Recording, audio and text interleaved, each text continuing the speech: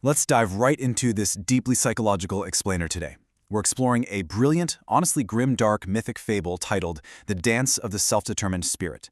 To truly grasp the heavy philosophical weight of this piece, I want you to imagine stepping directly into the perspective of a solitary seeker. Picture yourself standing at the absolute end of an era, looking down at the desolate, sweeping ruins of humanity. We're going to unpack some profound Nietzschean themes embedded in this story. Things like the Übermensch, the psychological necessity of actually outgrowing our teachers, and what it truly means to find your own footing in the ashes of old beliefs. So our story begins right here, in the last age of the valley. Picture the seeker sitting alone, surrounded by the remnants of a dismantled world, basically facing his own reflection in the devastation. This quote immediately immerses us in the silent despair of the landscape. It sets a heavy, brooding tone, kind of like the opening panels of a really dark graphic novel. The world he walked through, it's gone, and he's left in this vast psychological depth, forcing us to confront the emptiness right alongside him.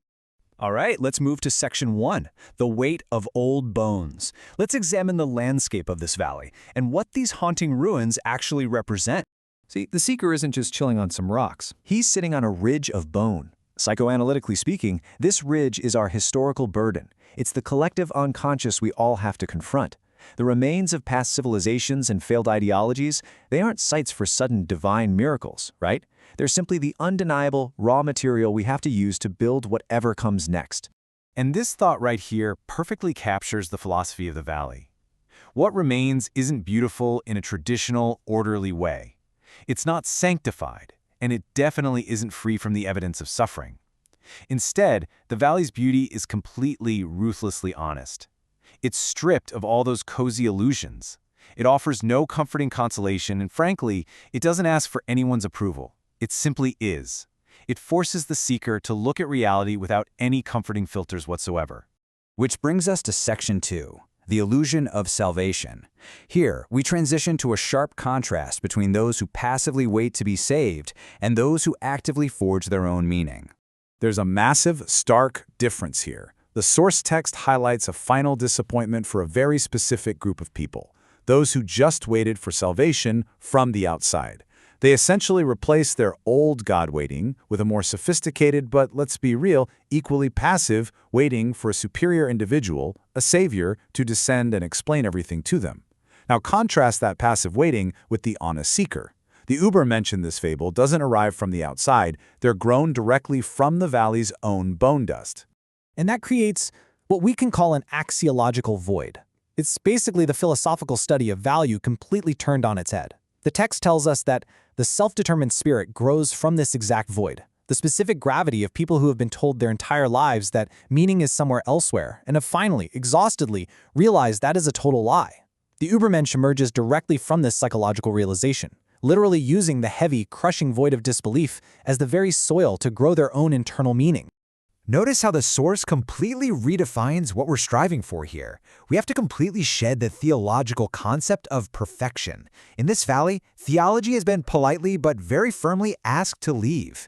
The self-determined spirit is not perfect. They are simply evolved. Actually, scratch that. It's more like they've grown past the need to be flawlessly aligned with some external divine standard, choosing instead the messy, honest reality of their own self-determination. Let's look at Section 3. Outgrowing the container. We'll see how this builds into the biological and spiritual evolution of the Übermensch. We can chart this biological evolution as a profound psychological mirror arc. The source lays out a highly specific sequence of events in the last age of the valley. First, the false cathedrals, the grand structures of borrowed meaning. They absolutely must be dismantled. Second, the convalescents have to heal by systematically shedding the dead skin of the old world. And finally, explosive men and women rise from the lava of their compressed histories. It's such an intense, volcanic metaphor for psychological growth and shedding old societal programming, isn't it? But the fable makes a really crucial distinction about how that growth happens. It frames outgrowing one's teachers not as an act of aggressive defeat, but as a necessary biological expansion. Think about it. A typical student surpassing a master is something a teacher can tolerate, even celebrate. But outgrowing a container, that is entirely different. It's exactly like a plant becoming too large for its pot. You don't defeat the pot. You simply expand beyond its physical capacity to hold you. Now, the text is very careful to point out that these discarded teachers were not evil. The teachers of morality, the priests, the tenders of the sick, they all operated from the best available intentions. They functioned a lot like societal superegos. However, they simply became unnecessary. And the absolute key takeaway here is that leaving the unnecessary in place for too long, it actually becomes a kind of violence to the self. True evolution absolutely requires leaving them behind. Moving into Section 4, the laughter of becoming. Our narrative focus now shifts to a massive auditory turning point in the fable. The transition from silent despair to a kind of manic, joyous realization. Put yourself right back on that ridge for a second. The seeker is sitting there, bathed in the last dying light of a shriveled sun. The silence of the bone ridge has been absolute, heavy. And then he hears it before he even sees it. Laughter. It's a sound that completely shatters the grim, dark silence of the valley and signals a monumental psychological shift. But the text carefully deconstructs that laughter. It is not the laughter of relief, which, let's be honest, is usually too close to weeping.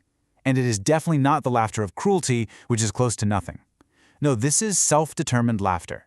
It is the final joyous breakthrough of a spirit that has outgrown its teachers and, incredibly, claimed its own footing. It's literally the sound of finding solid ground beneath your own feet. And that brings us to Section 5, Dancing on Ancient Pride. We culminate this explainer by analyzing the dance itself as the ultimate liberation from all theological and historical constraints. Let's visually map out the grim, dark stage where this final act goes down. They are dancing on the ruins of their own ancient pride. The dance floor is literally made of the rubble of those false cathedrals we talked about earlier. It's the exact ground where the masks were finally removed. It's made of the ash of every borrowed meaning that was at long last honestly surrendered. It is a stage built entirely from discarded illusions. So, the crucial point to remember here is that this is not some miraculous resurrection. The text explicitly tells us the bones did not rise in a miracle. They rose as raw material. This is the specific inheritance of a species that endured its own death honestly. The right to this dance, the right to whatever comes next, wasn't granted from above, no way. It was earned through honest suffering and a radical acceptance of reality. This source states this so powerfully. The valley did not end in a prayer. It ended in the sound of feet on dry bone. It ends with a dance that knows there is no audience. It requires zero permission. It expects absolutely no applause. It simply continues, regardless, recognizing that the act of continuation itself is the only meaning required. You have to absorb this with the brooding, contemplative weight it deserves. The dancer has decided that the continuation itself is the meaning, and that this is enough, and that it was always enough. This is the ultimate affirmation of the self-determined spirit. It's the profound realization that you don't need some grand external narrative to justify your existence. The step forward, the dance on the ruins, is entirely sufficient. I want to leave you with this provocative final thought, drawn directly from the closing lines of the fable. The text suggests that the only real crime is mistaking the search for meaning elsewhere for anything other than the long, circuitous route home. It forces us to question our own psychological journeys.